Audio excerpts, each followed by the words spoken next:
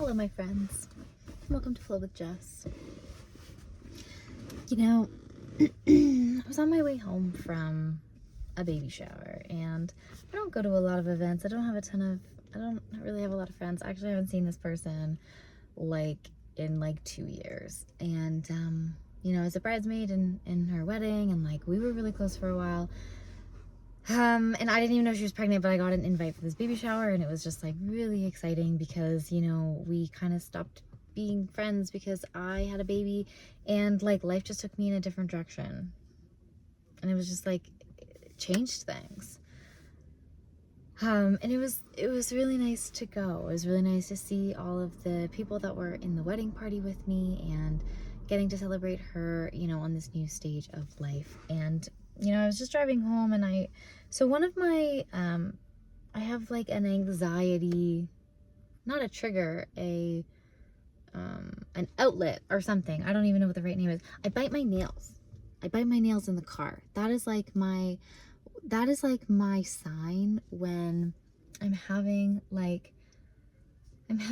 thoughts and emotions and turbulent feelings. I start nibbling the nails on my fingertips, and I get this, feeling in my stomach. And it might also be I ate pasta and, some donuts, and I ate more sugar than I typically consume. So, it might have been a bit of a sugar rush, but I was realizing that I was navigating some, turbulent thoughts and some turbulent emotions. And I was on the way home, and I was like, you know what, I'm gonna pull over, and I also haven't recorded in a while, so let's just take it to the YouTube, and let's work through some of these feelings, because I'm really uncomfortable. I'm really, really uncomfortable. It has nothing to do with the baby shower, but I'm having these thoughts of family. And, again, having a baby changes things in your life. And I can feel myself getting emotional.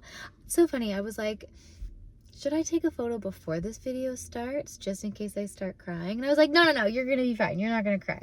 And now I'm like, damn it. I should have taken my thumbnail photo beforehand. But that's okay. So a couple days ago, my mother-in-law messaged our group, and she was like, I want to get together for a games night. And she basically was like, can Jacob, my son, go to someone's house? And that irked me. She did this last time too. She wanted to hang out with the group of us. She has 3 sons, and they all have I'm a wife, and there's 2 girlfriends. And I can't blame her. I get having a 2-year-old around is distracting and a little bit challenging, and it is a little bit chaotic, and I get it. But she did this last time. She was like, can Jacob go somewhere else? And it bothered me. It really did. I was like, I get that you're trying to create this game night with your kids and their girlfriends, but you have a grandson. I have a child, and it's you're basically saying, let's get the whole family together and just exclude him. And I don't like that. I really don't like that. If I wanted to go there without a kid, then it's I would ask a parent, because it's something that I wanted. It's but I don't like that it's my mother-in-law being can Jacob go to someone else's house? I don't like that. And so we did it once, and it was fine.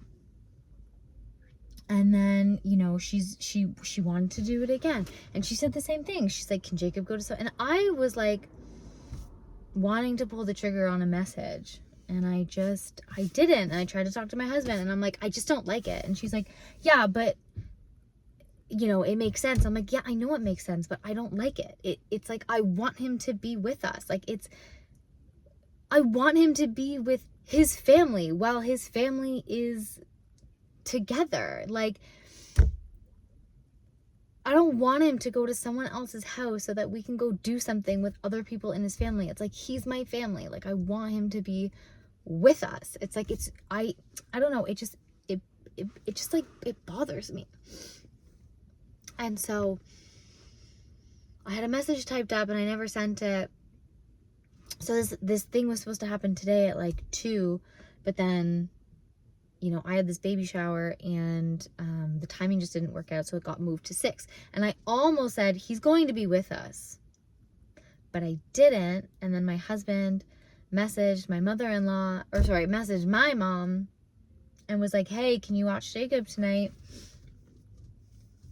And this like happened even though I've been like talking to my husband and being like, I don't want to do it. Like it makes me uncomfortable.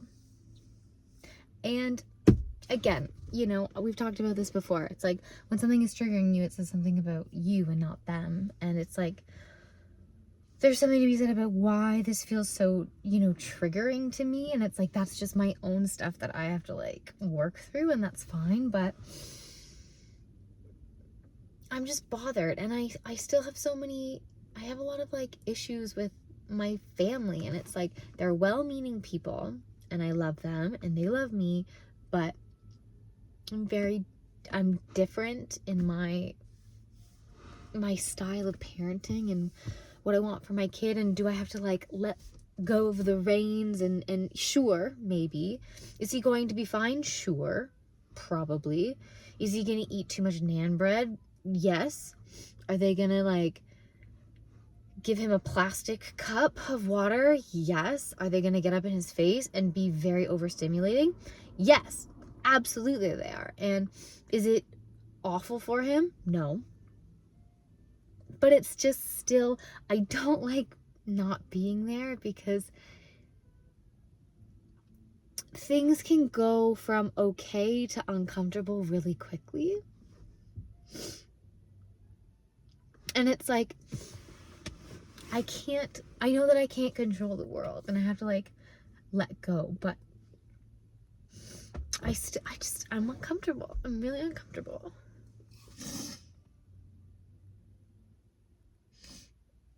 And I just like don't know how to reconcile those feelings, because my gut is saying I don't want him to go. I don't want him to be split apart from us. I would really rather him be with us. Like, that's what my gut is saying. But it's like, there's this element of, it's like, do I bypass because is the idea of bypassing those feelings to navigate away from fear? Because if so, that's a good thing, right? Like, fear is showing, you know, fear is something that can be overcome. That's where the growth happens. So is it a needing to move past my fears of allowing him to be, you know, in an environment which potentially could become like a little bit uncomfortable, and allowing him to stand tall in his world with people that do love him and are very well-meaning, but, you know, they and I'm gonna sound like a, you know what, I don't care how it sounds, it's how I feel. Jacob doesn't, I don't let him eat any sugar. He doesn't really eat flour products for the most part. He has a little bit of bread here and there, but he doesn't really eat flour products. He doesn't drink any juice or anything that's not water or milk. The milk I buy is like organic from a farm. I buy as much organic food as I can. I buy my food from local farmers. I care very much, and maybe too much, but I care very much about, like, he still breastfeeds, like, he co-sleeps. He's not in childcare. I care very much about, especially the first 1,000 days of this kid's life. Like, I care very much about making sure that there's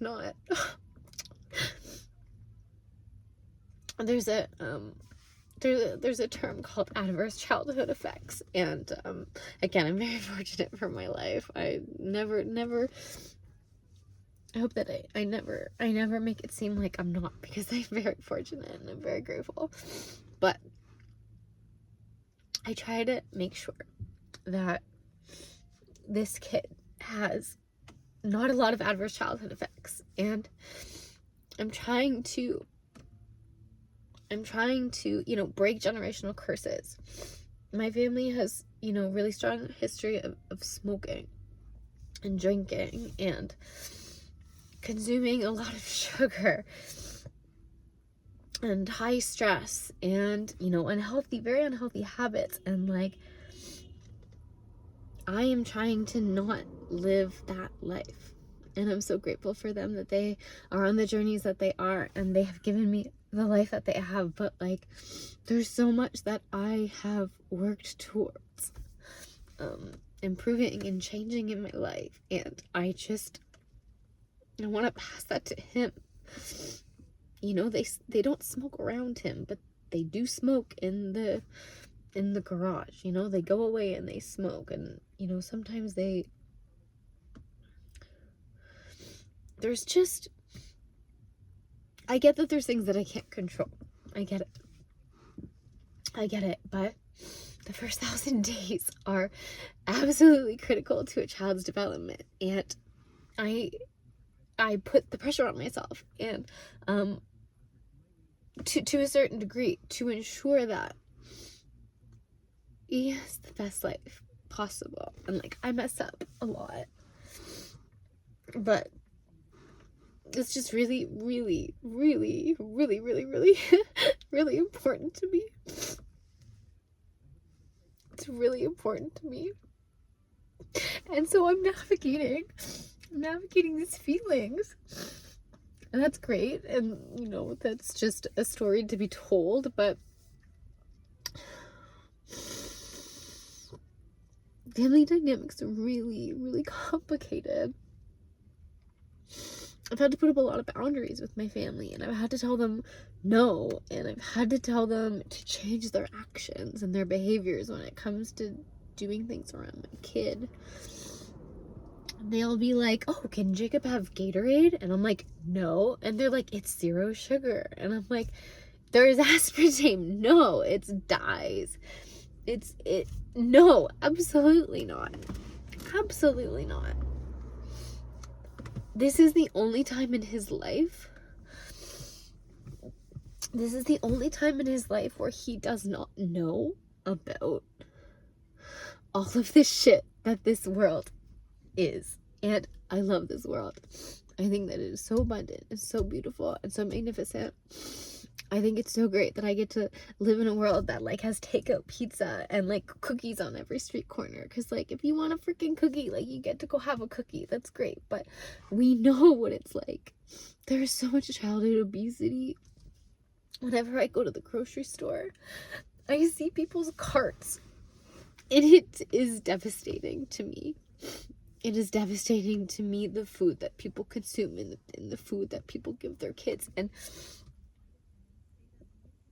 I say this with as much love and respect for every single human, because we are all on this path doing the absolute best we can with the resources and the support that we have available. And I have nothing but love for everyone. But it's not what's right for me. And it's not right for my child. And like, I just have to stand tall and proud in that.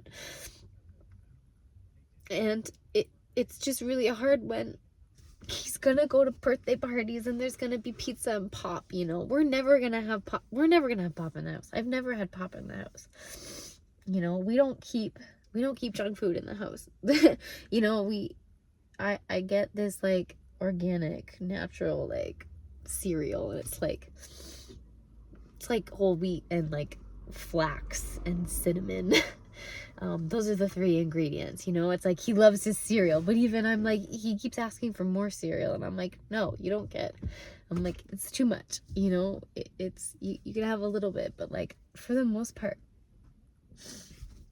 I can control I can control enough about his existence right now so that when he gets out in the world and he's going to these kids' houses and these kids' birthday parties, I know he's gonna have pizza and cake, and I can't control that. But like, I know there's gonna be screens and TV everywhere, but like, at this point in his life, this is the only time that I get to create his environment, and I get to ensure that these first few years of his life are like sheltered in a way. Like, there's no reason for him to watch TV. There's no reason for him to drink juice. There's no reason for him to eat bagged chicken nuggets. He doesn't have takeout. There's no reason for it. There's literally no reason for him to have that in his life. It's like, this is the one and only time that he is of this age that I can provide him the most optimal start that I can. And like, I just try to take every opportunity to do that. And this was super long-winded, so if you're here, thank you so much for listening to my parenting chat, because as the internet people like to call it, I'm certainly a crunchy mom. I don't really get that term. I don't really know what it means, but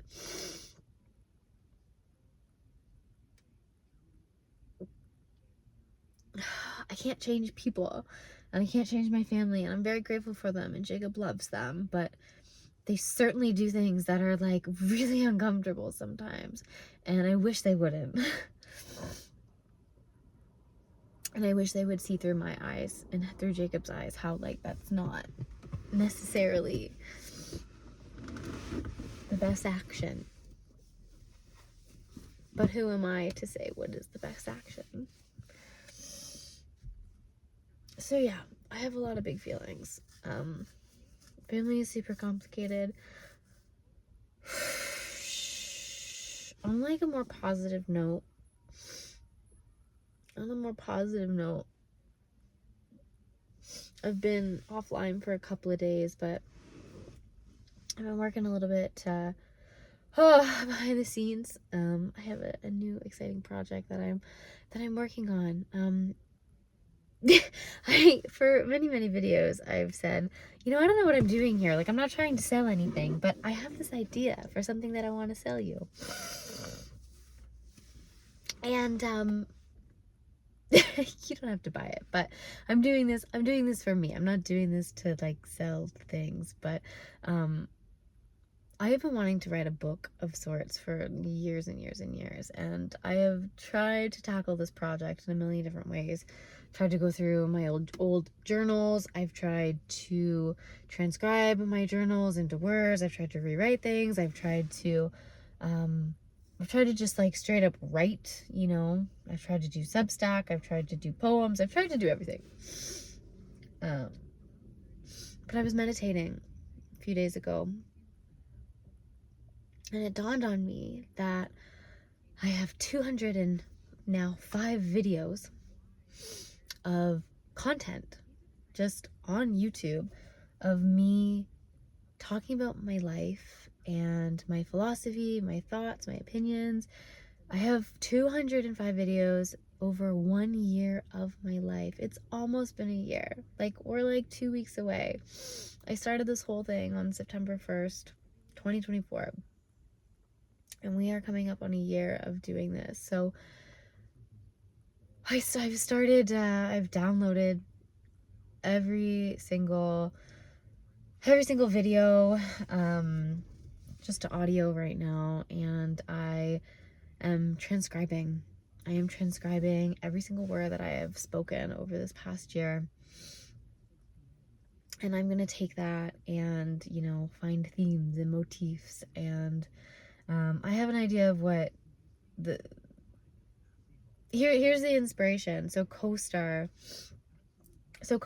if you don't know, I have an app, and it gives me like your day at a glance, and it's like this little quote, and so I title my videos whatever CoStar says that day. But they do this little year at a glance every year, and one of the things that mine said was, you know, basically making $1 million on a deep fake coffee table book. And I was like, sweet, I love that. And it just sat with me for a really long time. And then I was meditating the other day, and I had this inspiration to, you know, be like, that's what you can do, is you don't have to write anything new. All you have to do is take all of your words that you have already spoken, get them into text, and then edit them, figure out the themes, you know, figure out the themes, organize all of your thoughts, and create a book. And I read this book, it's called Steal This Book, and I think he has a few other books, but essentially it's this like coffee table book where you know, it's small, it's illustrated really beautifully, but it's not like a long form. It's just like you can read the whole thing in like 20 minutes, but it provides a lot of wisdom and insight and inspiration and personal narrative, but also things to help you grow and develop. For this one specifically, it's an artist. And, you know, I think that that would be, at least that's what I'm starting with, because, you know, not everybody has the desire or capability to read like a 200, 300 page like book, manuscript, whatever. But coffee table books make for really great gifts.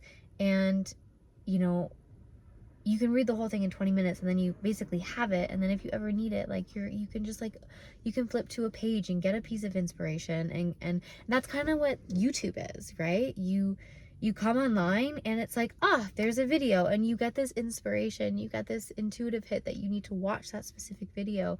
So you click it, you got the message that you need in the day, and, you know, you move on. And so that's kind of my idea. So we're going with that. So I'm transcribing all the videos. I'm at like, I think I'm at 40 right now. I'm not doing it manually. I'm using a program, but I don't have a ton of, I just, you know, I'm trying to get in the groove of, you know, opening my laptop and, you know, doing this. And then while I'm doing it, I'm actually listening to my playlist to also remind myself of where I came from. And, you know, I've kind of stopped listening to a lot of my stuff. And, you know, it's just been really helpful to listen again to my words. And I'm hoping that by, you know, listening through my timeline while I'm, you know, just I'm batch processing all of these videos, you know, the inspiration will hit to like, you know, things that I need to include. And I'm just hoping that it just helps get my head, you know, around this project, because I'm really excited about it. Actually, I think it's going to be a really, really worthwhile investment of time and energy. And also I think it's probably a good idea to have, you know, the words in a different form of media. So I kind of like the idea that I'm gonna have everything in text, and then I can edit it, and I can post things. And I'm gonna have, you know, text and video. And, you know, being able to see things over a year, I can then have reflection upon, you know, this year of my life and what I've learned, and, you know, the themes that were present, and, you know, all of these beautiful things. Really tapping into the hero's journey to bring it back to that. So that's what I'm up to. Thank you for listening. I feel better. I still don't know what I'm gonna do.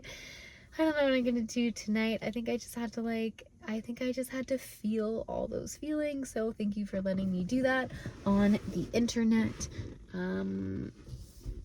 Means a lot to me. So I really hope that everything is well in your world, and I just wish you all well. I really do. I really do. Have a beautiful day, and I look forward to seeing you in the next one.